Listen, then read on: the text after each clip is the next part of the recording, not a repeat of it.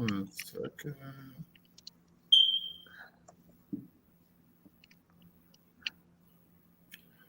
All right, let's share this out.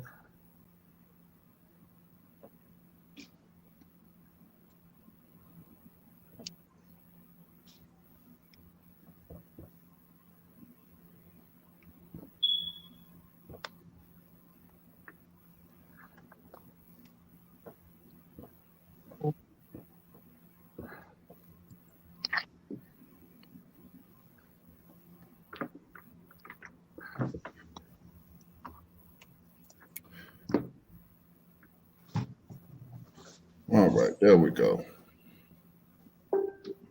All right, we are live, and good evening, everybody, and thank you for tuning in to the Self Checkout Show. We are glad to be with you tonight. We took last week off for the Thanksgiving holiday, but we are back tonight, and I am actually glad to say that tonight will be my last live show of 2021. I am taking the rest of this year off, and we will be back in 2022. It seems so strange for me to say that we are at the end of this year. Unbelievable. This year has gotten out of here, y'all. Yep. December 1st, today. Wow. So yeah, I'm taking the rest of the year off. I will do re-recorded shows every other Wednesday for the rest of the year. But we are here tonight, and we are definitely happy to be here tonight. And I'm extremely excited about my guests tonight and our topic. It's going to be great. Before I introduce my guests, I do want to say thank you to those of you who are watching by way of Facebook. If you're watching on Periscope, Twitter, YouTube Live, I do want to say thank you to each of you. I appreciate all of you, and especially to those that watch the replay. I enjoy the comments from those of you that watch the replay. So we do want to say thank you to each of you as well. My sister Evangelist Tasha is on. Good evening, grace and peace unto you. Look, I sounded real deep right there, didn't I? We ain't doing that tonight. No, Tasha, thank you for joining us. Y'all, I got some of my personal friends on here tonight, and I'm really happy to have them on. And each of them, we are intertwined musically and have been for a number of years. I remember being a teenager. I would marvel when I would go over to Polk, and I forgot this other street. Polk and Albany. Yeah. We would go over to Polk and Albany. I was a helping hand with Pastor Woolridge, and we would fellowship with Pastor Forrest Norville and the St. Rest Church. And man, when those churches got together, what a time we had. And on the organ, it was the one and only Rhonda Keys.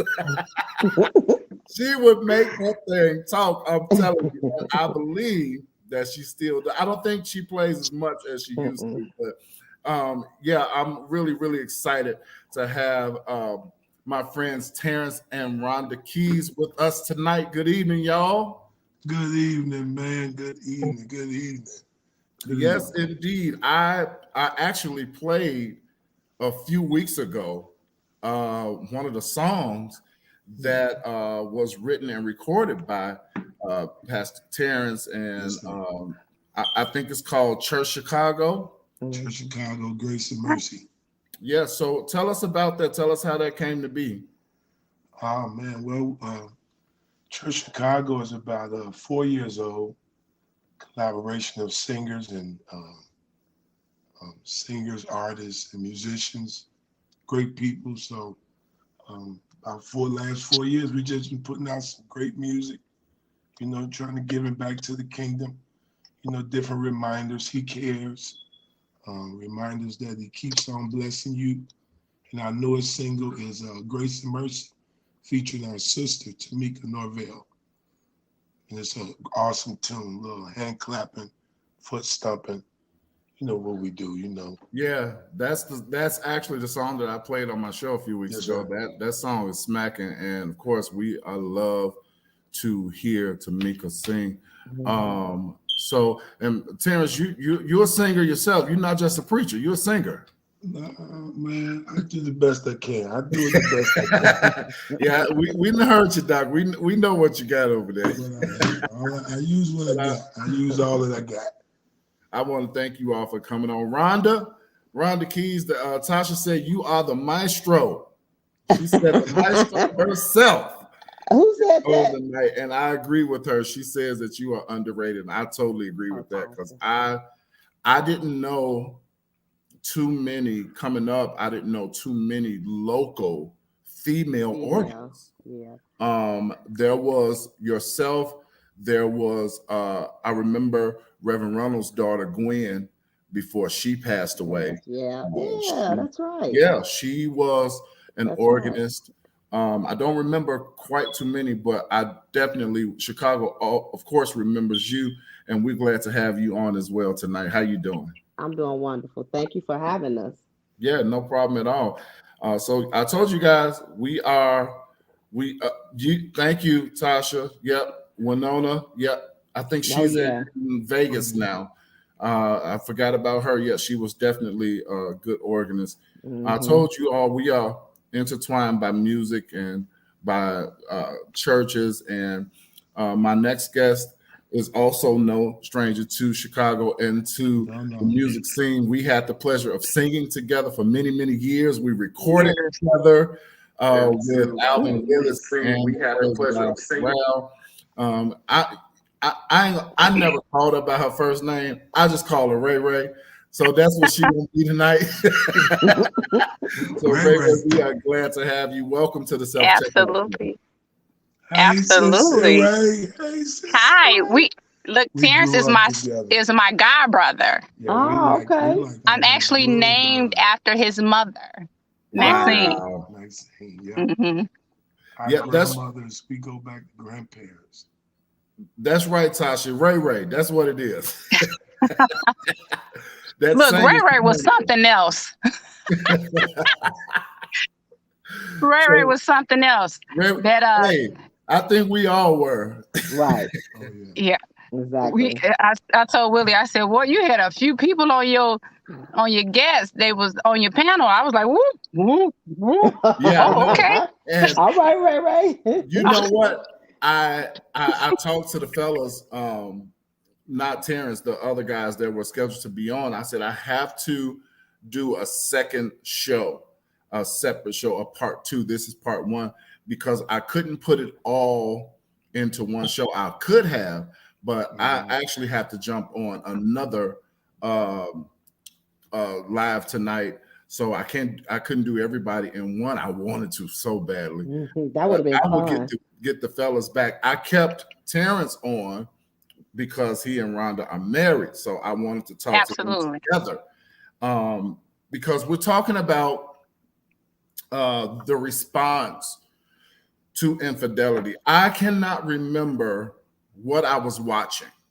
I've been trying to ever since I made that post on Facebook. And I was like, man, I need to do a show about this because it was really, what I watched was really, really something. And I said, I need to do a show about this. And the response that I got when I made that post was overwhelming. Really, it was. I got all kind of calls, text messages, inboxes like, yo, hurry up and do this because X, Y, and Z. And I never knew that. And of course, we will not know because infidelity is something that is one of those topics that obviously people are not readily willing to openly say that they're experiencing. And I get that. But privately, when they said to me, please do this show because I'm going through this or I'm experiencing this. I had a couple of guys that say, hey, I need to be a part of this show because I am the one who is causing pain to other women. I'm like, wow. So I do truly thank God for this platform where people can come. And I've said this many times before. this is a safe place. This is a non-judgmental place, and I appreciate people that are willing to be honest and transparent for the sake of helping somebody else.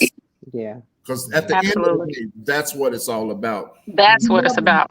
Yeah, you never know who will be blessed or helped by what you've gone through. That's true. Or by what you've experienced. So I want to get into it. There was a quote I received from an anonymous source, but the quote is by Dr. Robert Huizinga. And this quote says, infidelity is not about love, but about a personal need system out of whack. It's about an inability to set boundaries, a sense of entitlement, an addiction problem, unresolved internal tension from a long time ago, and a deep-seated belief of inadequacy plus more. And that pretty much sums up everything that we're going to talk about tonight, because I totally agree with that quote, that I don't think that it is about love, infidelity.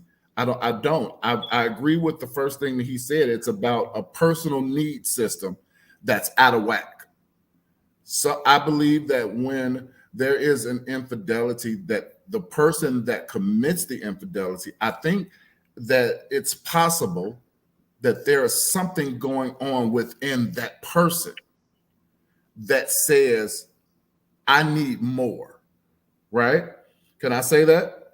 It's something in them that is not completely satisfied with what they have. And ladies and gentlemen, those of you who are watching, let me put this out here right now before I even have my guests say anything. How they say nowadays, what we not gonna do is we not male bashing tonight. So if you ready to do some male bashing, you on the wrong show, because we not doing that tonight. And here's why. Just as many women commit infidelity as men. Yeah, absolutely. So let's not get ready to throw stones at our brothers. Out of whack is not a male or just a female issue. Right. Exactly. Yeah. Exactly. It's just out of whack, you know. Exactly. So we are not doing that tonight. But there is something that I saw that I wanted to share with you guys, and this is from Dr. Randy Gunther, who has a PhD in relationship therapy. And I want to start with, I'm going to read this little bit, and I want to start with Terrance and Rhonda, and then we'll hear from Ray Ray. This lady says, of all of the threats to a committed relationship I've treated for 4 decades of working with couples, the most difficult to heal is infidelity. She goes on to say, when a trusted partner in a committed relationship betrays the sacred trust of the other, that relationship will undergo severe instability. She says the partner who's been betrayed is emotionally tortured and humiliated when the knowledge of that infidelity emerges. They're clearly in trauma, and they experience the same array of symptoms that professionals now describe as PTSD, post-traumatic stress disorder. Wow. So this young lady with this PhD, Terrance, I want to start with you. She says that I thought it was ladies first. Huh? I thought it was ladies first. But come on with it. Let's ride. This lady says that infidelity causes PTSD. When we hear PTSD, normally I think of war veterans who have been to war, and the slightest loud sound, a car backfiring, could trigger them mentally and emotionally, and it takes them back to when they were at war. And they have to get therapy and all that kind of stuff. So this lady says that when there is cheating involved in a relationship, it triggers or causes PTSD in the person that was, in her word, betrayed. Talk about that. I mean, you can imagine. You said we've been talking about this kind of topic for what, about a few years now, and you can imagine it's almost getting a call that somebody died. You know, it's almost as to Dr. Taylor, a death call, because when someone finds out, it's like a death has happened, a death has taken place.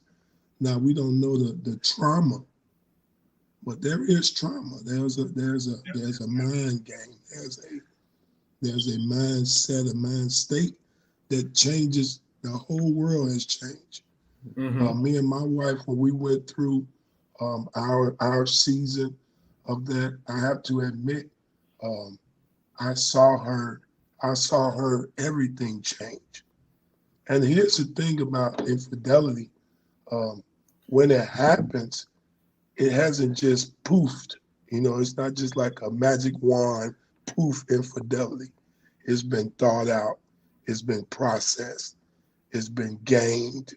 It's been put together. Infidelity is nothing you could just all of a sudden Make do. a mistake and Most do. times it's been planned from the mind, you know, or a opportunity or a incident or a happening. So you can imagine, as you said, to a warrior needing help after post-war or while coming out of a war, it's a war. It's an out of whack situation. Back to the first definition, because most times you say it's not a male bashing, but I'm not ashamed. In our situation, it was me. You know, it was me that opened the door of opportunity, turning myself into a portion of an infidel. You know, where there was I had lost respect. I had lost my landing pad, if I can call it, for being who I was. And like I said, my wife said on your post previously, it is a choice. You know, it is a choice. It's definitely a choice. It's a choice because you don't have to do it. You know, so in our relationship, I saw her. But then that's the side, Dr. Taylor, that you get consumed, you get so consumed in it that nothing really matters, you know, and she's saying, you know, why, you know, what is it? And most times we can't even say what it is. We've just done it, and now we have to deal with the consequences. So years and years, every now and then we still go back and try and rekindle, because once you crack the door of infidelity, it's hard to get out the back door. That's interesting. I want to say that I appreciate your transparency in what you said tonight. That's huge for me. As a man, that's huge. Thank you for that. So you said something, and I do want you to answer this, and I want to hear from the ladies. You said that in an infidelity, it's planned out, it's thought out. So a lot of times we hear how they say, "Oh, it just happened." Right. So do you not agree with that "it just happened" statement? That's probably a percentage. I can't say all is always a plan, but you know, once it hit the mind, it's an automatic. It becomes a thought. You know, once you consider it. Now that tick, tick, tick, tick, tick, tick, it's like a ticking bomb. You know, It's like eventually, if you keep ticking, you're gonna blow up. You know, so maybe not. I can't say always, but I think the percentage is great as it being it's like it's planned. Thought, sight, you know, the senses. You know, once the senses are alert, anything is possible. Yeah. Rhonda, you were pretty vocal about, and I laughed at you and Corey in the post that I made when I first shared that I wanted to do this show. You made it very, very clear your opinion on this, and Terrance just hit on it. One of the key things that you said was that, yeah, it's a choice. It's a choice. It's not an accident. You accidentally knock the glass over. That's an accident. You accidentally stump your toe. That's an accident. But even in the instance where it's when it's it just happened type of thing, you still have to take your clothes off. You have time to change your mind. You have time to go another way. I mean, it's a time to take you gotta take your clothes off. So while you taking your clothes Draw off, socks. She's right. You got time to change your mind. You have an opportunity, not just time, but you have an opportunity to change your mind. And so that's why it is not an accident. It is definitely a choice. So that's just how I feel about it. I hear a lot of men and women say it was an accident. It's not an accident. First of all, you have to be careful with the people you communicate with. Everybody don't have the same motive, the right motive, especially when it comes to the opposite sex. So I'm real careful with. I'm not going to put myself in a compromising position by sharing issues that goes on in my marriage with another male. Right. I'm just not going to do that. I don't know what can happen right there. You know what I'm saying? And so it ain't that. It's not. It don't have anything with not having control of myself or a situation. It has nothing to do with that. But it's just the fact that I have somebody to confide in. That's my husband. Absolutely.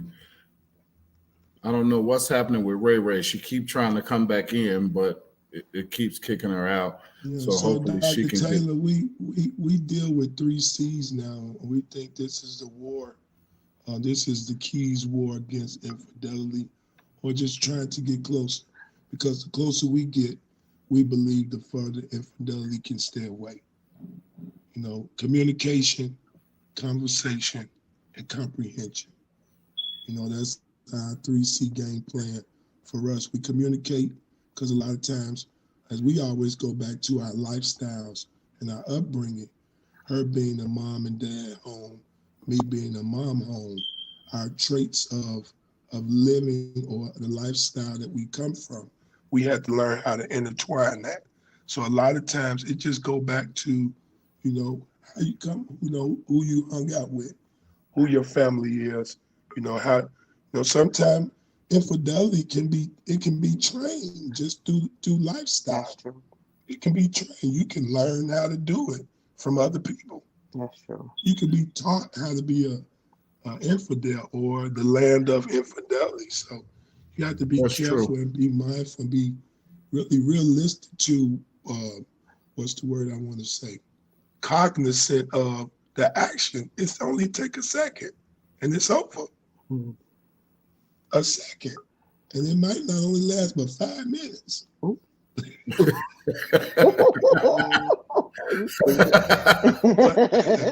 Wait, where's Ray Ray? She having some kind of difficulty. She got kicked out and she keeps trying to come back in, but I don't know what's happening with her device. It's not letting her back in. So hopefully she can get back in. Terrance, you said something that I agree with that. This sometimes is a taught behavior. Yeah. It's a taught behavior. Let me restart.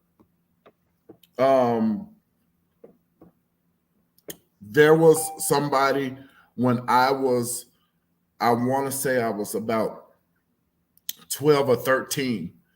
There was an older gentleman who said to me in relation to women, I'm in 7th grade. I ain't trying to do all that right now, but he told me, get as much as you can. As a 12, 13-year-old boy. I can see that. And I'm like, is that how it's supposed to go? You know, because I'm young, I'm coming up, I'm just really starting to go to church. Yeah. You know, I'm like, this what y'all doing around here? You know? But what's really going on? Yeah, right. It is a learned behavior. And I think that once we grow and once we mature and we get in relationship, I'm going to have to echo what Rhonda said. We have a choice to make.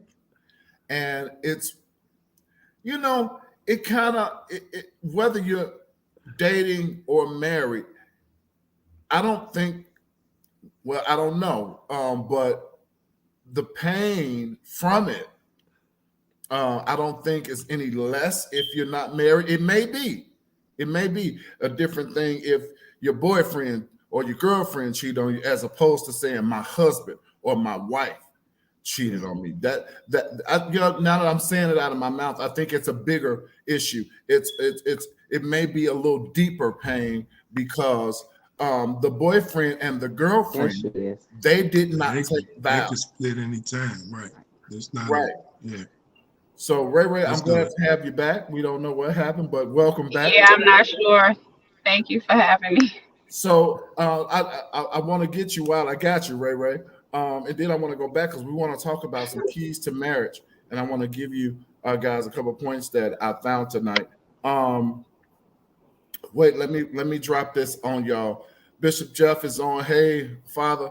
He says infidelity is not just sexual. There is also emotional infidelity that leads to the sexual inappropriate. You know what? I always say infidelity starts in the head, not the bed. I like that. It starts in the head, not the bed. Not the bed. So all right. It do. Ray, I might have to quote you and post that, Rhonda. I like that. Ray, take a look at what's on your screen.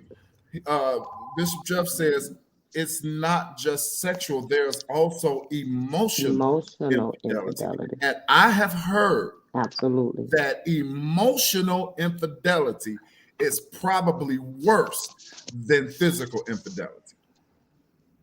So let's get into that a minute. Ray, go ahead and talk about this for a moment. You guys keep going. It's so low. I'm trying to get the system back up. It's hard for me to hear you. Okay. Well, while we're working on that, emotional infidelity. Let's talk about that. Rhonda, Terrance, let's talk about emotional infidelity. Bishop Jeff says it's the emotional that leads to the sexual. To me, it is the emotional that leads to the sexual. However, I don't know which one is worse, the emotional or the sexual. It will hurt me. It will hurt me just as much if I found out that my husband was more comfortable with talking with another woman than me. You know what I'm saying? And I have a real problem with that, as I'm sure he would. He's not going to be real comfortable knowing that I could confide. You know, I'm always on the phone with dude, and he's sitting right here. Or, you know, where you going? Me and this guy finna go and just have dinner. Ain't nothing going on. We just enjoy each other company. No. He easy to talk to. No. He listens. No. That's unacceptable. That is unacceptable when you have a husband or wife. That's just my opinion.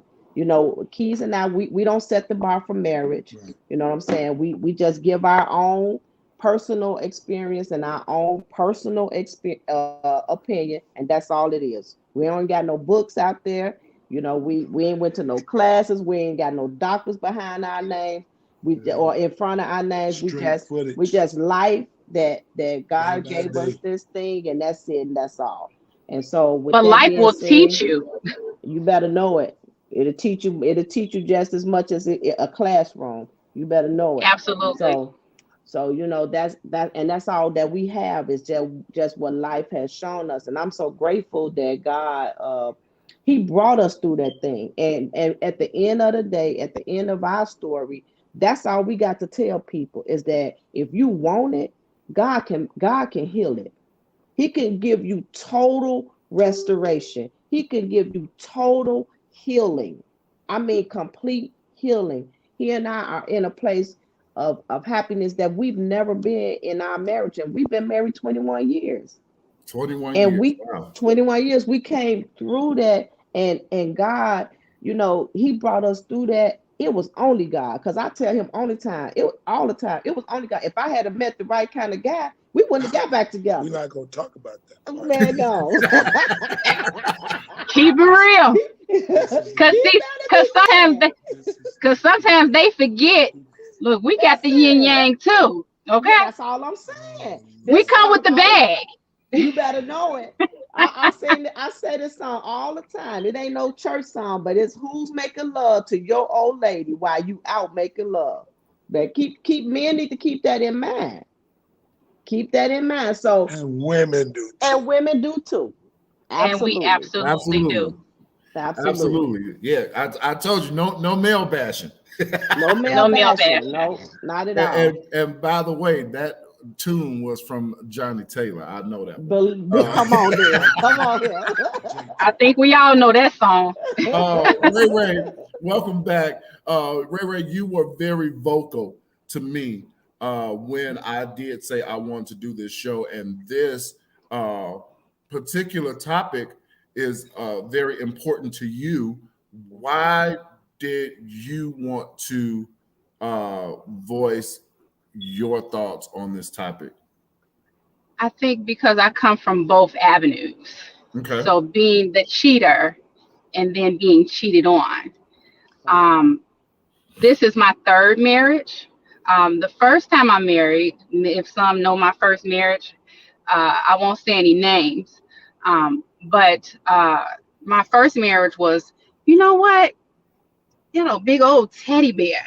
And he was just so sweet and really loving, and he had some money. So I married for money the first time. Okay. And then the second time I say, okay, really money ain't all that, because I caught that in the bed with a woman. But the second time I say, oh God, if it's for me, I see this one man and he don't really know you, but he's a good father. He's a good provider. So now he's a good father. He's a provider. So now we're marrying for the kids and for the money. And this third time was marrying because I finally know who I am. Okay. Through God. Yeah. And I know now how to love the right way. I married for love. I married for true love. And I could tell you that in each one of these relationships, I have found myself, the first one, the cheater, the second one, the cheater, this third one, not the cheater. And I could say I look for love in those two marriages through sex, money, boosting of my esteem. I needed some, for them to esteem me. I was looking for my father in men. I was looking for my mother in a man. I was looking for some money in a man. And all of these, just the one man wasn't giving me exactly what I needed. And when I really when I stopped playing church and really found out who God was in my life, he began to show me. It makes a difference when you know who you are after 3 kids now, because now you done brought them babies into this garbage. Now you're in this place where you're looking at God, what do you have for me? And I could tell you this last marriage, this last one, I say the last because it's to death. And I tell him, nigga, are you dead? Because if you ain't dead, it ain't over. We're going to keep going. And it's not necessarily him. It would be me. You know what? I want to check on out because I don't know if I got what it takes to hold on. But I can say today I do have what it takes to hold on. I have the knowledge, and not just the knowledge, but I've been through so much to get me here that only death can separate me from him. And all of the times that I've cheated, all of the times that I've been the one on the other side, God has now showed me what it feels like to be cheated on. Wow. And I'm telling you, it's the most uncomfortable feeling. But I tell you this, until death we part. So let me ask you this. Is part of your thought process now, well, I did it before, so now I'm staying because I know. Tell me what your thought process is. So in the beginning, it was that, okay, I'm getting a reflection after the counseling and getting the counseling that I know I needed was, yeah, this happened to you. So what goes around comes around. I had to get out of that because that's an emotional state. God began to show me. And if he could change a hoe into a housewife, then he can do anything. And where I was in that space of just using and doing, that's not me anymore. So where I'm at today, I'm able to look at a thing and know that none of us are perfect. We all are saved by God's grace. None of us are perfect. And when we go into this thing called life, called marriage, you got two people trying to make one. You got two imperfect people trying to become one. That's what blended family, bringing other things in, and it all has to balance. And when you don't have a balance, it can mess one up. Crumble. Yeah. It can mess one up. I want to read this quote again. That's so good. I'm listening to you guys, and this is real heavy. Oh, really? Let me tell you this right fast. Yeah. So what I've learned in this is that we pick and choose, married folks, what better or worse looks like for you. We say those vows. That's good. And we say for better or worse. And what is your worst? What is your worst? That nigga cut his arm off, or his thing ain't working no more. I mean, what is your worst? Okay, let's keep it real. And my thing is, when we start picking and choosing what our worst look like, that ain't what marriage is. You said unto death, and I said those vows to God. And when I said it to God, I meant it.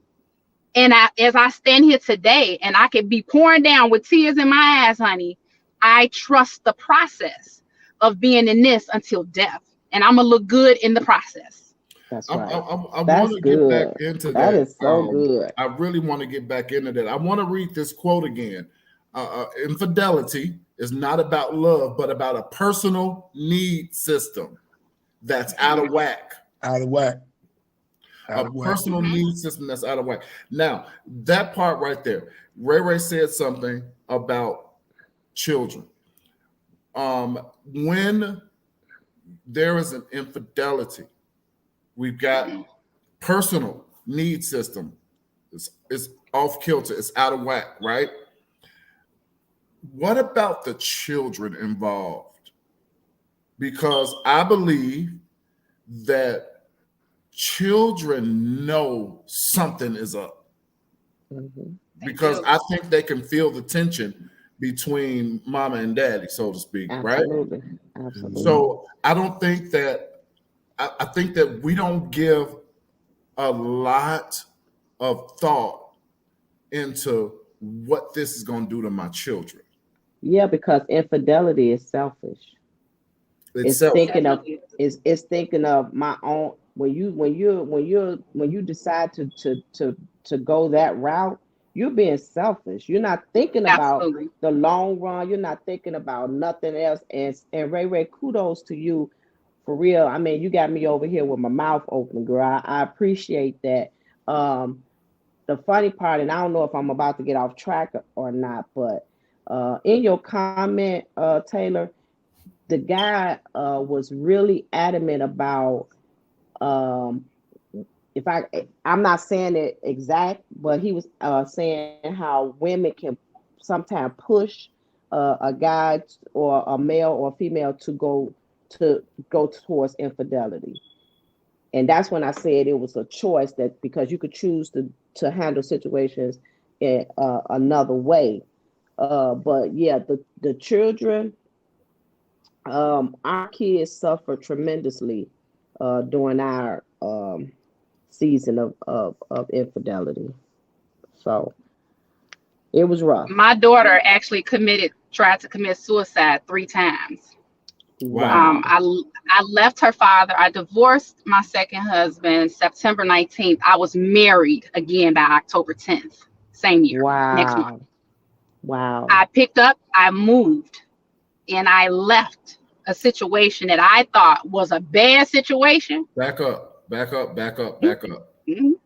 Back up. Mm-hmm. Your divorce was final in September. September 19th to be exact. You remarried the next month. October 10th, 2012. Let me ask you this. Were you ready for the next one? I definitely was not. And honestly speaking, and I verbally can say this, I don't even think that I really wanted to get out, but because I was Ray. Interesting. Now I'm gonna show you something. See, that better or worse didn't kick in. Now I'm gonna prove to you. Oh, you want to do this? I got you. You know, I call myself picking up and leaving. Let me show you something. And really had to show myself, because the grass wasn't green on the other side now. The grass, it looked longer, it looked stronger, but it wasn't green on the other side. And even love, like you said when you first started, it's not about the love. It's about that underlying hidden stuff that we don't address, and we take it into our marriages, we take it into our relationships, we take it with our kids. Because now I got 3 babies, and one with ADHD and slight autism, taking my baby on this journey of finding me and what me looks like. And I'm telling you, my daughter, I had to sign her in the Jackson. She's been to Jackson Park. She's been to Hartgrove for 2 weeks. And I'm telling you, I'm like, what is going on with you? All she wanted was her mother and her father. That's what she knew. That's what she grew up to know. My mom, my dad, and that's what we know. And then she hated my husband, my current husband now, to the point where if he did anything, it was up in an uproar. He put his name on, I'll give you this quick story. He put his name on the salad dressing. And he put his name on the salad dressing. I don't know why he did that, but it was a bunch of kids in the house, and it was meant for, hey, this is mine, don't touch it. I like Hidden Valley salad dressing, don't touch it. My daughter took it as, oh, it's salad dressing. And if I wanted some ranch salad dressing, I should have been able to go in the refrigerator and get it. So her feelings was hurt. And he's looking at it, hey, I just didn't want y'all to use it. I bought y'all some ranch and just use the other ranch. But it made such a it was such a conflict in my house. And I'm like, where is this coming from? And I'm like, the Holy Spirit began to show me, this is what happens when you move prematurely, when you don't do it my way, and you don't take in consideration of what I'm doing. And when you put yourself, when you be Jesus, I used to say this a long time ago, I'm something like Jesus. You know, give me, I would tell my friends, give me 10% because I'm something like Jesus. Period. And I need it. And I don't want it. I say I need it, and I'm something like him.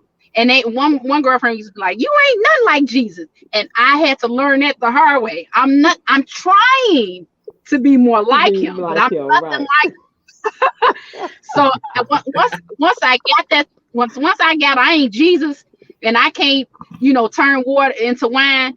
I really believe that now God is really showing, and I'm gonna tell y'all this, even in this uncomfortable situation that I'm in, how it's so uncomfortable, but I won't give up. I feel so confident in what I'm in right now that I went and picked up my husband from a Bears game, and I knew he was there with another woman. And I went and got my pastor, and I brought my husband home. Because see, what happens is, as women, we feel like, once the infidelity hits, it's like, oh my goodness, I can't believe you did this to me. Right. I had to check me. I'm going to be honest. I had to check me because, one, I'm so busy doing so much other stuff. I'm multitasking. I'm a business person. I'm a mama. I'm a grandmother. I'm some friends. I'm on the phone with all of this stuff during the day. And not one time have I said, baby, are you okay today? Hey, good morning, baby. That's good. Not last night did I go down and say, hey, you need a BJ? Are you okay down there? You know, we miss the mark on what our spouses need Ray. because we I'm not working gonna too fool much. with her. No, I'm gonna keep it real with y'all tonight. But We you know, working Ray, so much. she's right. It's still no choice. But you make that choice, yes. But I had to take my ownership in this, and my ownership was I missed the mark on what he needed and what he was missing, and how he helped me to build what I have right now, that I'm able to be where I'm at in life. And this man on the side of me, I've missed the mark. I have not asked him. But I used to wake up every morning. Good morning, babe. Good morning, honey. I stopped saying that. I stopped calling and saying, how's your day going so far? I know you've been at work 12 hours. Honey, I sent you some money. Go grab lunch, not on your watch or your money, but on mine. I missed the mark. And what happened is I left the door open. And not to say I left it open, I left it wide open. Where it wasn't, I just have to take my ownership in what it is. And I had no problem going to pick him up from a Bears game with love, with respect, and telling him in front of somebody else, honey, I love you. I appreciate who you are to me. You're needed in my household. And I do forgive you, but there is a process. And now that process starts with us being one, yes. And then now two, us taking a journey back to finding us again, because I've opened the door for somebody else to come in and take care of him. And he will come home like nothing happened. That's what I was going to say. I had lost my train of thought when I was saying kudos to you. In your comment, in your post, I had stated that women everybody has to own their part. I don't know if you can remember that part. I said, everybody have to own their part. I said, I would never own his choice, but I had to do a self-evaluation. I had to check myself and say, did I take care of my husband? What did I do? He used to, on Sundays, he would work hard at church, this and other. Did I have bath water ready for him? I'm not a cooker. Did I even try to cook? And my part in my marriage, did I do my part? And that's the only way he and I was able to move forward. Had I continued to point the finger at him and say, you did this to me, you did this to us, you did this to our marriage, you, we wouldn't have been able to move forward. I had to stop and say, okay, Rhonda, what did you do? That was the only way I was going to be better. I couldn't have been better if I hadn't looked at myself. And my goal was to be a better woman, to be a better godly woman, and to be a better wife, if not to him, to someone else. But better was my goal. Better was my goal. And so I started taking ownership in my part. I come from a 2-parent home where my dad, all my mama had to do was wake up in the morning. But I caught the tail end of their marriage when they had been through the fighting. They were done with the fighting by the time we were able. I saw a little bit of the fighting, but I saw my dad treat her like a queen. So in my marriage, that's what I expected my husband to come into our marriage doing with me. I had to check myself, Rhonda, were you a wife to Terrance? Were you the wife that Terrance needed, not Forrest? That's what we have to understand too, that we can't bring our upbringing into our marriage. It don't all fit, not all of it. And so I had to find out what kind of wife Terrance needed. Terrance, at the early part of our marriage, he needed a wife that could cook, or that would try at least. But I didn't recognize that because I saw my dad doing for my mom. So in my head, in other words, when we enter into a marriage, to me, we should enter into a marriage empty, so that we could pour into each other what we need.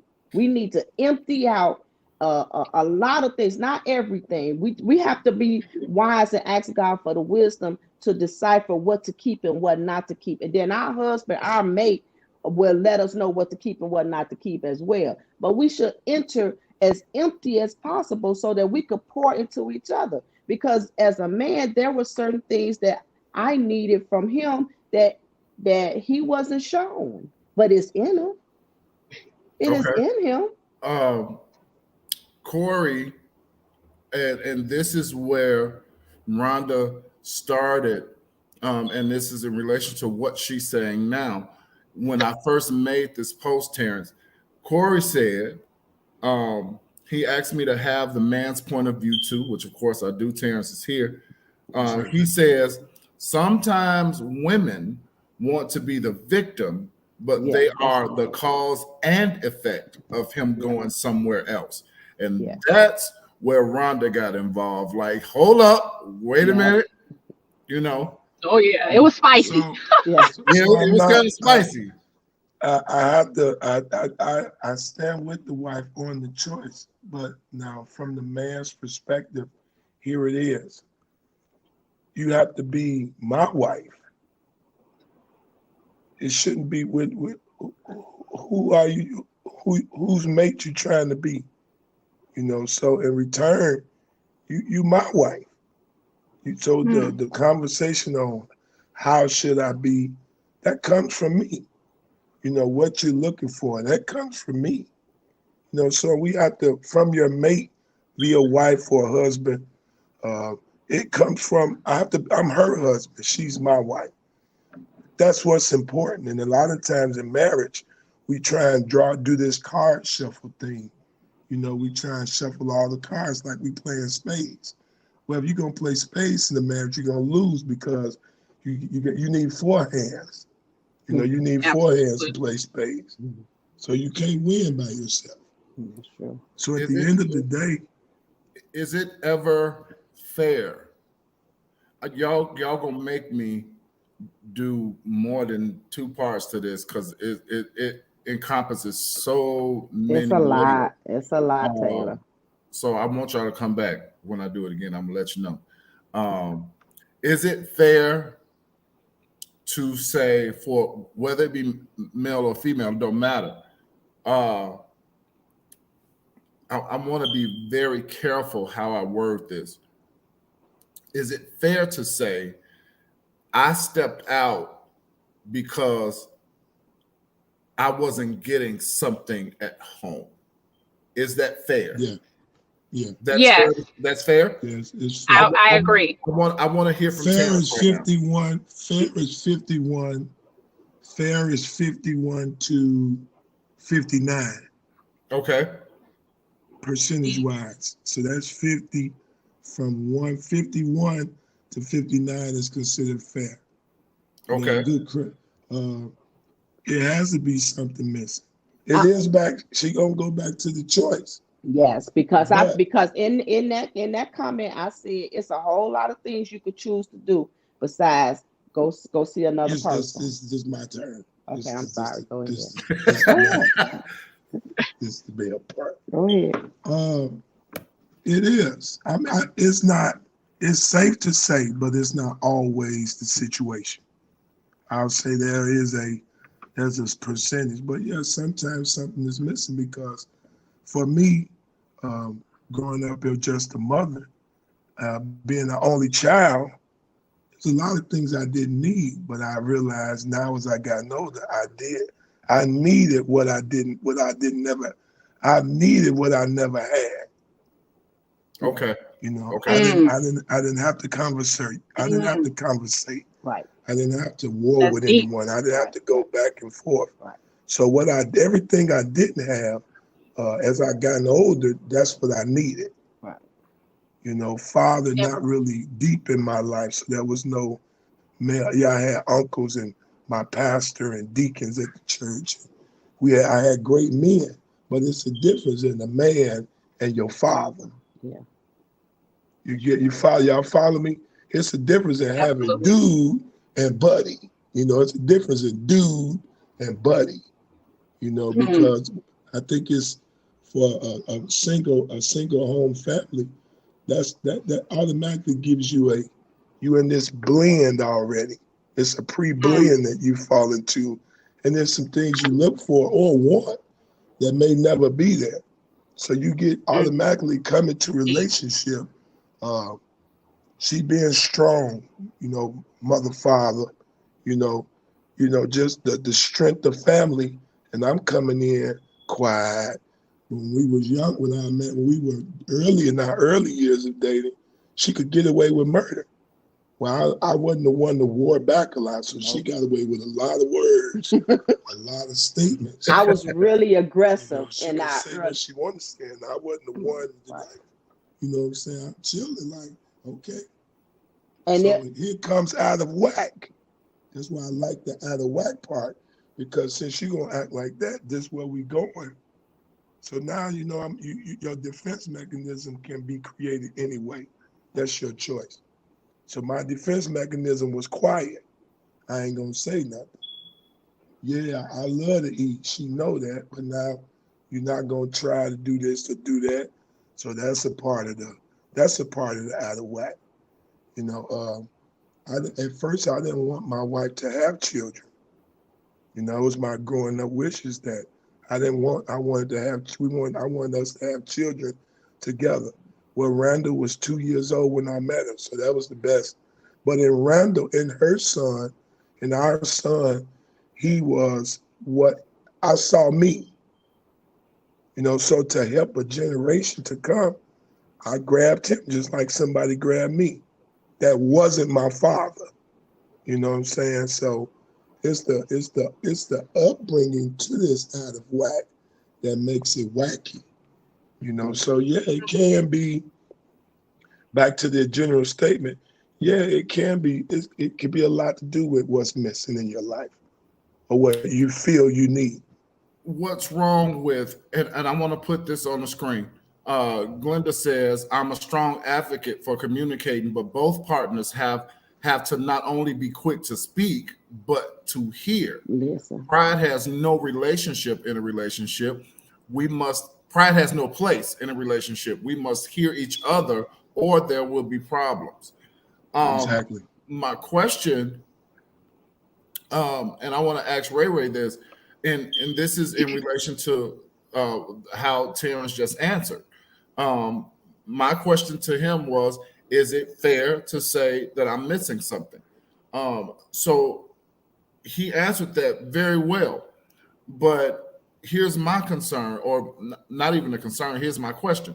Ray, if you are a confessed previous cheater, you confessed that yourself. If it were something missing that you were not getting at home, why not say, husband, I'm missing this. Give me this, instead of just going out to look for it elsewhere? Because honestly, I wanted husband. I enjoyed the fact that I could have husband and the secret life on the side. Ah, okay. I enjoyed the fact that I could enjoy myself outside of having the kids and husband. Okay. And then come back home like nothing ever happened. Because see, I never got caught. Okay. Never been caught. You can't say I got caught doing anything. Okay. And I'm gonna be honest, we do it quite well. Women do it quite well. Period. And not the pros. And it's more than a thought. It's planned out, and it's enjoyable. And I could come home after the fact, and he not knew nothing. I mean, I been gone for hours and not know nothing. But it was the enjoyment of having that still, but being able to have the cake and eat the icing and the filling and take the candles out and lick them. It was just what it was. To have the entire thing and take the plate, put it in the washer and wash it and then put it up. And you not have a clue on that's what I did. But I enjoyed the fact that I wanted to be a wife. That's my heart's desire, is to be a good mother and to be a good wife. And now I have that opportunity to be just that. And I won't level off. I won't level off that. Nothing can deter me from my husband. That's good. Terrance, did you ever blame Rhonda for y'all season that you went through? Warring I did, but I knew inside of me it was me. You know, I couldn't. That's good stuff. That's one thing about, see, when you war, it's all hands on deck. We fight any bullet, it don't matter. Knife, fork. Of course, I always told, you know, that was me saying, yeah, you know, you this, you that, you that, and it's really you. It's the infidel in you. Because infidelity is a state. It's a state, or it's a state of being. You know, it's the thought of the action, and then it's the move to do it. You know, so I blamed her warring, but deep down inside, I couldn't blame her. Yeah. You know, because she was still, and of course, like back to communication. If I would have said something, she probably would have, or she'd have called me a punk, because in our early days, she was spicy.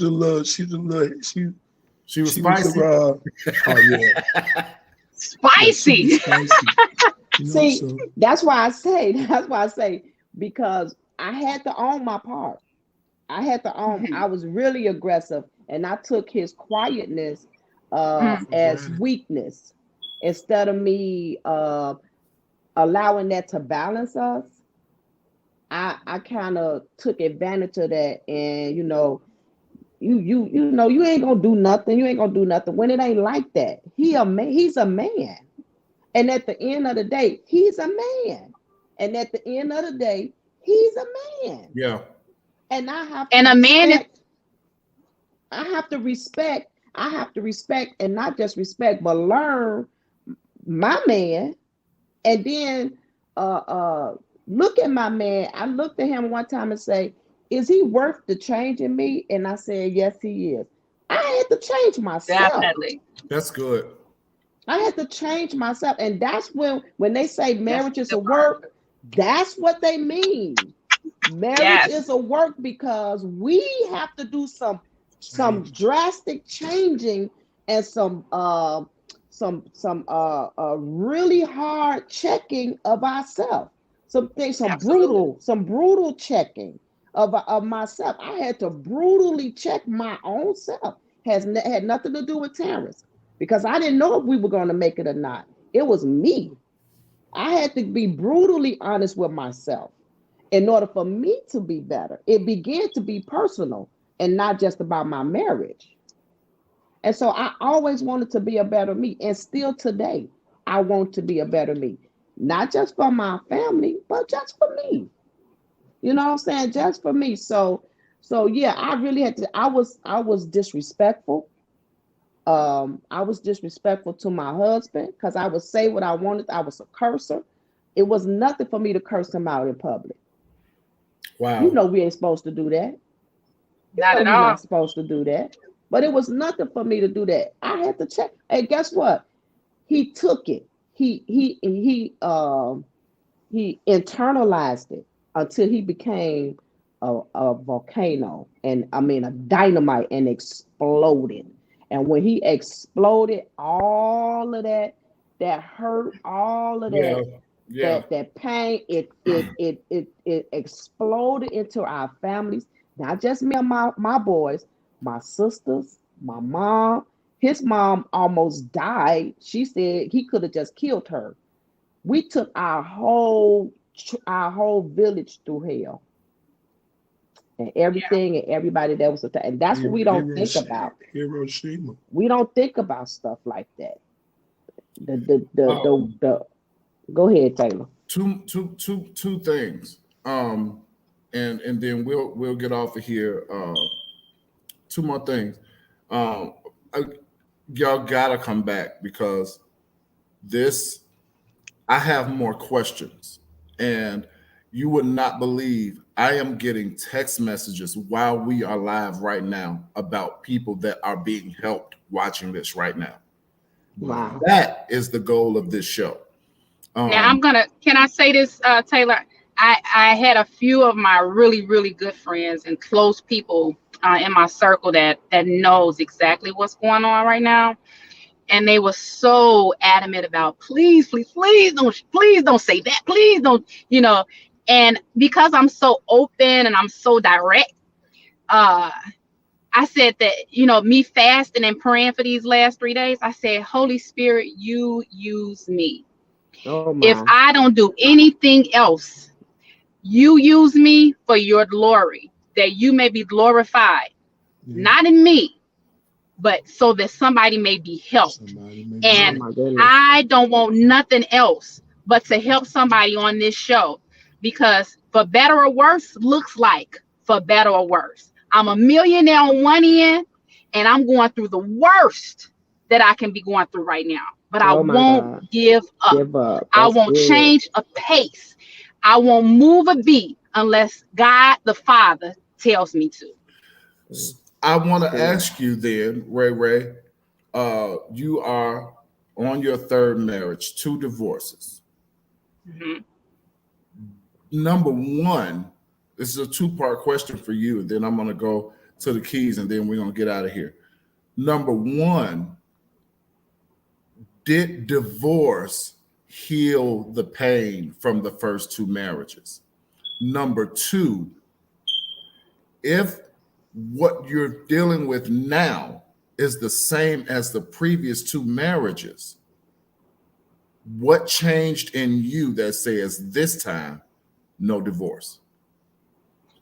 The first 2 divorce did not heal. And I had to learn me. I had to figure out and stop playing church. Because, see, that's what I was doing. Because I had been brought up in church, Reverend McCullum, Pastor Brown, all of these, being up under all of these powerful teachings, but still playing church. Right. And when the Holy Spirit showed enough got a hold of me, within me, that's when it started to change. But by then, I'm already married. I'm already out this second marriage. And by the way, my second marriage was married to a minister, to a man of God. And I just felt like he loved the church more than he loved me. That's a whole nother topic He right would, there. Exactly. He would, see, but let me tell you, he would clean the church's toilets and get down and scrub the church's toilets, but piss all over my seat at home and wait for the maid to do it. So that's what I was feeling. And I felt like I needed some outside stuff to make me happy. But happiness, what I've learned through this time is happiness is temporal. When you really get some joy, when you really get some joy and know what that joy is, you can move different ways. You can move mountains beyond seen. And that's what I've experienced. And now with this one, what's the difference in this here now is that I have figured out that I love me. Yeah. I know who I am. I know what I'm about. And this husband is a great man that I have torn down. And now I have to build him back up. I lay next to a man who I have belittled and ran into the ground. Wow. And now I have to take ownership to bring him back to where he needs to be. And that's between my legs, in my bed, in my sheets. And I trust the process that the Holy Ghost would lead me to. And I won't give up. That's good. I love that. Hey, Tater, let me just say this right here because women think that we don't play a part in this in the breakdown of marriage. But when that's where I was at the beginning of our marriage. I was so aggressive. I just didn't care. And so I broke this good man down to the point where I didn't create a safe place for him, a safe space for him to be in, because I was and as women, we need to chill. We are not the man. We are not the man in our relationship. He is the man. Teach. He is the man. We are not the man. And Teach. so it's okay when a lot of women get offended when you say women have a place and men have a place. We do have a place, and it ain't in the man's place. If I wanted to be in his place, why would I marry him? I don't want to be no Yes. man. You And teach it. I've learned to appreciate everything that he brings to the table now. I really do. I just love my husband so much. I really do. But but it had nothing to do with him. It was me. I really did. Ray, man, you hit the nail on the head because we do A that as man, women. a man is gonna go where he's honored and respected. Yes, He's gonna go where he's good, honored and respected and lifted up. And if he can get something in that sheet in the bed while he's honored and respected, that's what he's gonna do. And my thing is, I'm going to honor and respect you, and I'm going to put you between these legs because that's where you need to be. That's where your place is. And if I can't do that, I can't do nothing with it. And if I can't do that, then who can? And we grew up on Cicero, Taylor. Girl, you are on it tonight. Terrance was about to say something. I don't want him to lose his thought. Okay, thank you so much. For the guys, this is for the guys. Ladies, wives, girlfriends, please respect them. My wife asked me, we was asked love or respect. For a guy, it's probably more respect than love. Mm-hmm. I can see that. A guy run harder on just respect. You ain't gotta love me, but if you respect me, that's the kickoff. That's the kickoff of love. Is that you respect me? Because if you don't respect me, we may not never get to love. That's true. So ladies, respect him, because the more he knows that you respect him, the better man he'll be. The more that he knows she respect me, as you all said, honor, but I just say respect. I have to love her. That's what the Bible says. It says nothing about me loving you. I gotta love her, but while I'm loving her, I want her to respect me. Yeah. You know, and that's the little titles to the keys. If she love me, if she respect me, I'm gonna love her. Not that I won't love if we have what couple don't have a back and forth, but the respect hasn't went anywhere. So respect for a guy is everything, because if you respect him, he'll clean as Ray said, he'll clean your toilet better than he do the church toilets. You know, he'll do more for the home, not just the church. You know what I mean? Absolutely. So respect, ladies, respect him. And I bet you he'll love you more. Keys to marriage. Talk to me about what you guys have with Keys to Marriage. Oh man, that's just our platform. You know, when the pandemic hit, we've actually wanted to, bring relationship, because when the pandemic hit, it actually shook up everybody's world to where now we're around each other more. You have to figure a way now. Couples who not used to being around each other, they probably had hell, or either they found heaven. Oh, you know what I mean? In the pandemic, either it was hell or heaven in the house more than you ever been. And if you're a cheater, you really miserable because you can't get outside. That's true. Yeah, you brought him in the spot there. Yeah, so you stuck in the rock and the hard place, so you try to text to keep the outside doors open, and they open the door no way, because you didn't know who had COVID, you know what I mean? So in our home, we just began saying, we want to do something. So we just started going live, encouraging family. Social media had went on the real run because we were doing Bible class.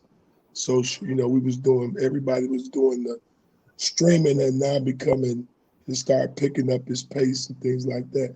So we just joined in with Keys to Marriage, and just nuggets. We was really just sharing, how we got better, what we went through, You know, and we realized we really wasn't ashamed of our process, of our journey. We don't tell all of our business, but we tell enough that you can understand the storyline. And that's where Keys to Marriage came from. Bishop Jeff says, I think it's important that people remember that my guests have taken the journey of years to get to the place where you all are now. And that's another very true. That's if you take this, that's another reason why we started Keys to Marriage too, because we don't want people to go through what we went through. No. If we could share our story, and if we could share our story to prevent you from going through what we went through, then that was the main reason. We used to say all the time, use us as an example. You could let this come out of your mouth. I don't want to be like the Keys. Say that. Say that. Let that come out of your mouth. I don't want to do what they did. Yes, that is our goal. That is our goal. And that was the main reason why Keys to Marriage came across, because we don't believe that God brought us through that just to sit on that. That's too valuable. And we don't share it with everybody because everybody can't appreciate your testimony either. And so I'm real particular and I'm real careful about who I share our story with, as well as pretty much sharing it. But I don't, if I know that you kind of like, then you can go on, but we're not ashamed. Ray, we're getting out of here. I want you to take your experiences, all of them, and I want you, because hurt, infidelity, Terrance said it so well earlier on in the show, it knows no gender. It hurt is hurt. It ain't no man, woman thing. A man is not quick to admit his hurt, but men hurt. Yeah. But pain does not know gender. So Ray, briefly, I want you to take your experiences, and I want to thank you. I want to thank all of y'all for your transparency tonight. It's the transparency that helps people, because everybody's not willing to say some of the things that you all said. But I want you to take your experiences and speak to the person that is where you were, maybe are. You've been the cheater. You've been cheated on. You've been through it all. But I want you to talk to the person right now that's in the middle of making a decision. I've been hurt. I've been betrayed. What am I going to do? Talk to that person, Ray. Woman of God, man of God, because it can go both ways. You too can be healed. You too can move past the hurt, get past the bitterness, get past the anger. But it starts with you. It starts with you. Not pointing the finger, not looking at situations and saying, you did this, you did that. But take ownership of where you are and what you've done and how you can move forward. It's only that we learn by our mistakes and not keep repeating them. When we keep repeating them, I'm sorry. Yeah, you sorry. But how about I apologize. I'm sorry that this did this to you, and keep it moving. The only way that true bitterness can really be done and get past that is really through God. You have to have the power of God because what infidelity does, it makes you look at the other person as, you did this to me. You've hurt me in such a way.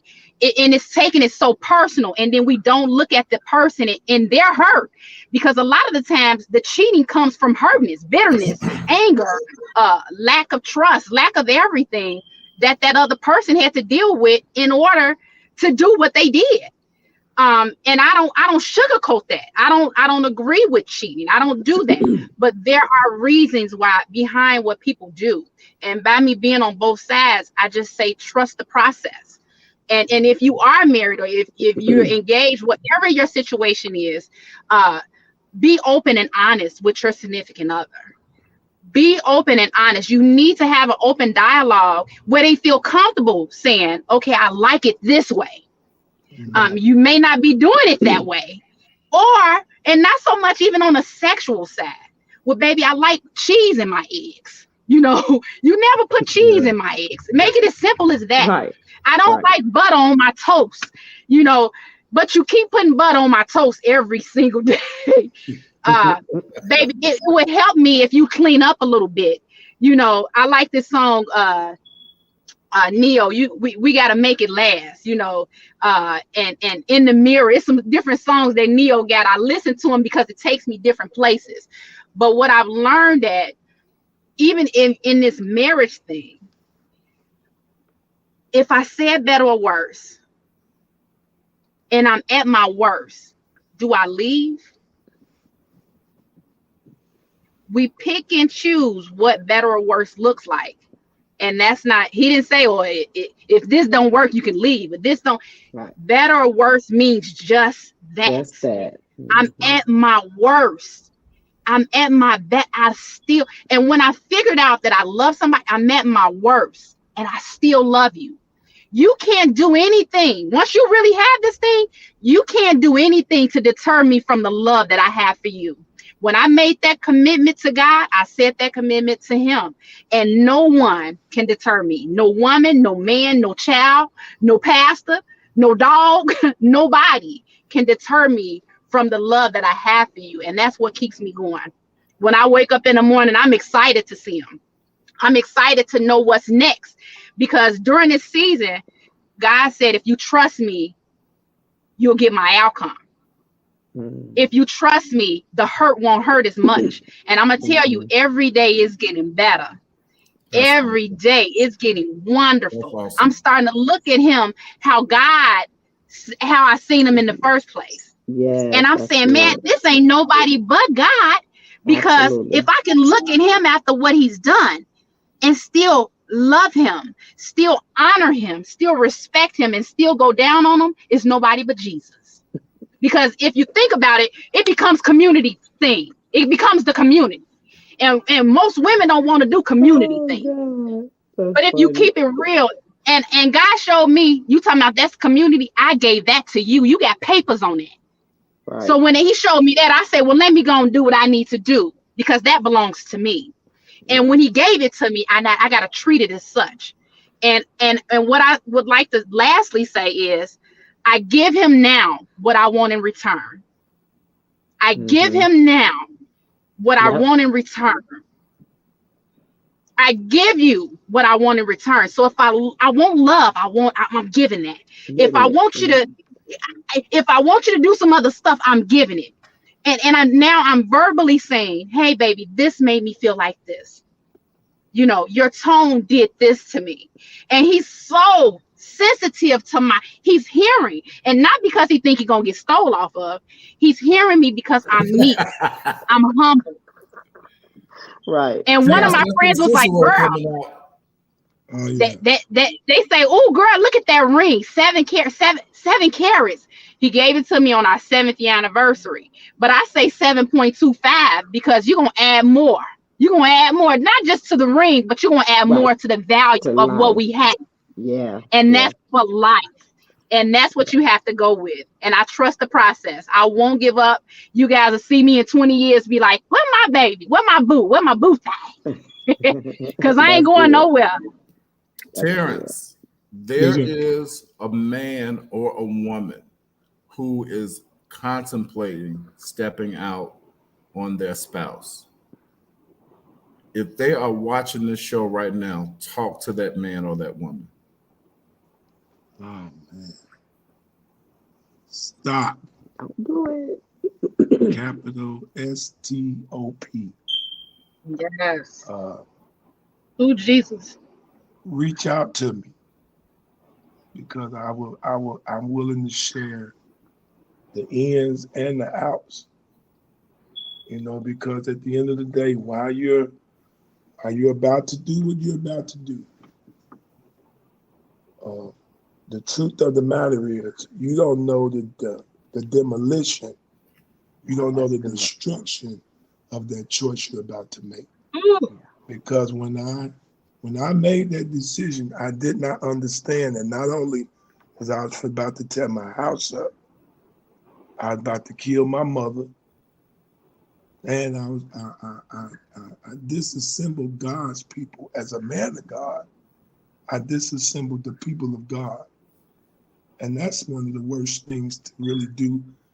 Wife ministry, first ministry and second ministry was totally demolished due to my decisions. So your decisions, what they say, your decisions changes everything. Absolutely.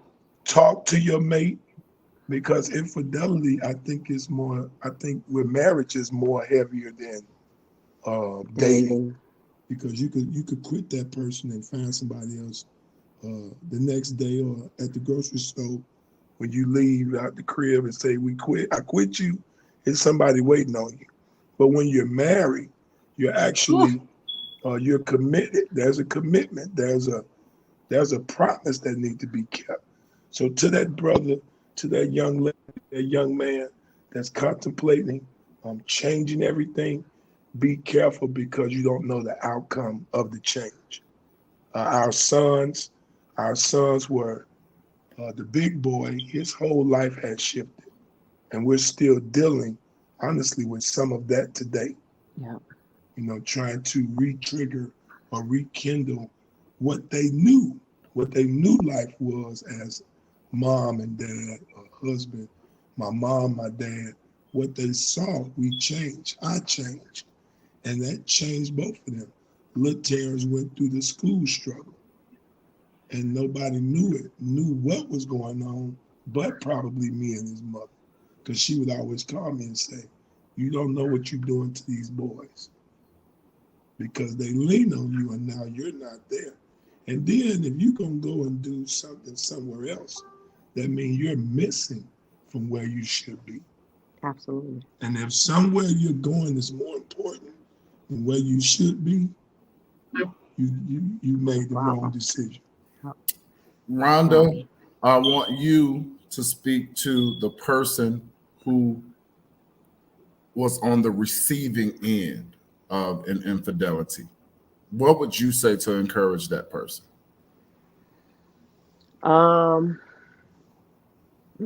That's a good one. I would just say, while going through the process, first of all, to thy own self be true.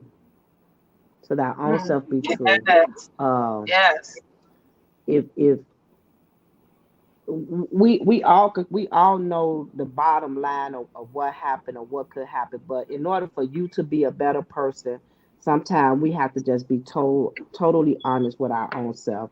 And just to, I just want to throw this part in too, that when our choices have consequences, and we have a choice on what we do, but we don't have a choice on how it come back.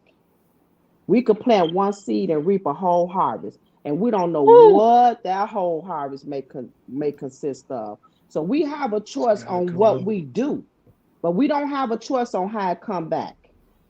That we don't have a choice on. So we have to be mindful when we make our choices. And I would say to that young lady, even in the midst of going through or seeking God for answers as to what the outcome may be, try to find yourself. Ray, you've helped me tonight. Try to find yourself in the midst of all that. You'll be surprised at what you can do when you start focusing on yourself. When you start focusing on yourself, and then God will put things into place. But all you got to do is just trust God. Prayer. I'm gonna tell you, the prayer and trust God. Yes. When I used to tell myself all the time, if I don't know what to do, I ain't doing nothing. If you don't know what to do, don't do nothing. Just chill. I promise God that I'll never give up on him, because he's never given up on me. In my lowest place in our situation, I went to the Word Works Church, and that was my bridge. Yeah. That helped me. That was my bridge. He was placed in my life, my family life, to get us over that hump. And I tell you, some of my healing came through Bishop Jeff Davis, First Lady Jacqueline Davis. They helped me through some tough times. The ministry itself, the word. I needed that. But I was working nights. I was getting off at 8 o'clock in the morning. I promised God I was going to go home and get dressed. Praise saved my life. If you don't know what to do, ladies, praise. I went to church. I couldn't have made it.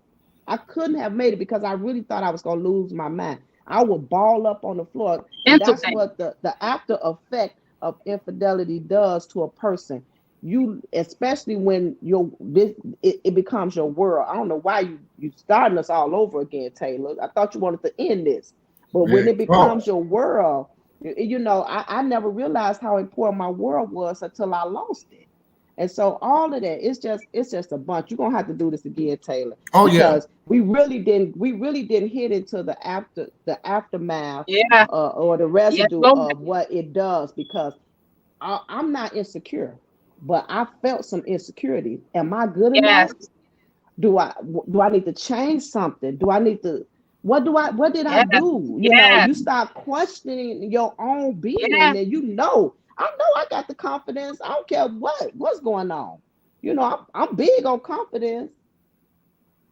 But when this person who you love so much start looking at somebody else, you be like, well, what's wrong with me?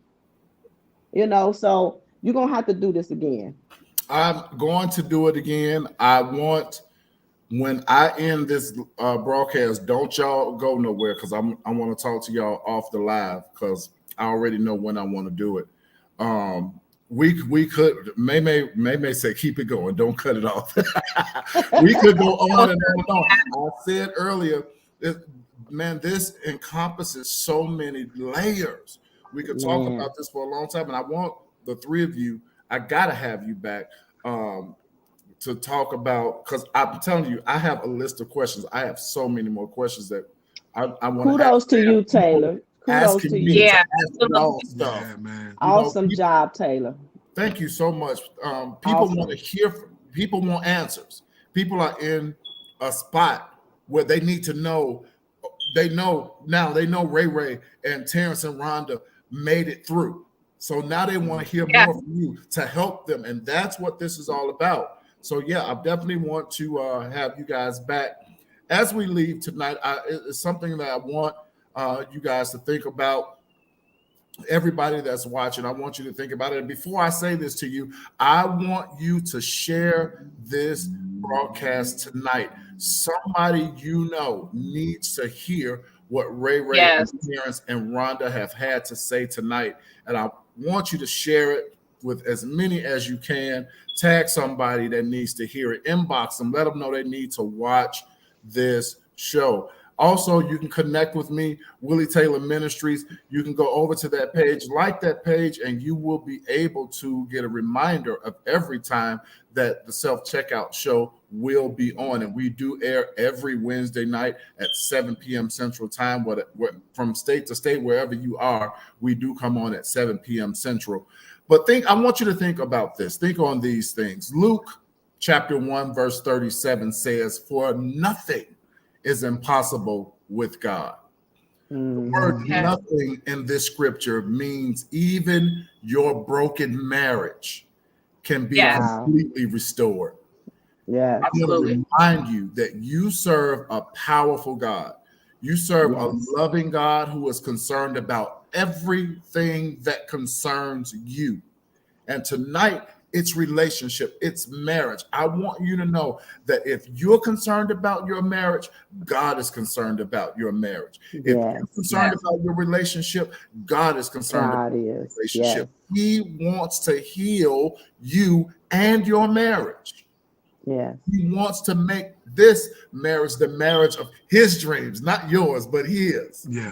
That's but he is also calling you and your spouse to a deeper relationship, not just with each other, but with him. That's good. Through your relationship with Christ, you will come to know yourself. You'll come to know your spouse and understand how marriage is supposed to function. Understandably, you're hurt right now. I get it. If you are on the receiving side of infidelity, you are hurting right now and don't even know if you have the strength to continue. Perhaps you feel that you've given all you can give. You gave everything you got. You feel empty. You don't have anything left. You may even feel like you no longer love your spouse, and that happens.